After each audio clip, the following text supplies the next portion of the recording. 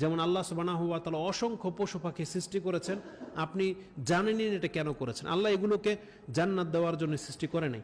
দুঃখজনক কি ব্যাপার জানেন, আমাদের জাতি এত নির্বোধ হয়।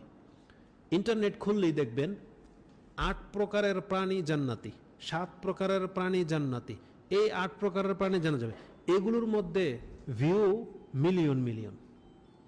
একটা ভালো বক্তব্য এত মানুষ দেখে না, যত মানুষ এগুলো দেখে। বলছে সাহাবের কুকুর জান্নাতি, হুদুদ পাখি জান্নাতি, ওই ওজার আলাইহিস সালামের গাদা জান্নাতি। মানে কোরআন থেকে বেছে বেছে সেই ঘটনাগুলো নিছে, নিয়ে এগুলো সব জান্নাতি বানায় ফেলছে, অথচ কোনো দলিল নেই।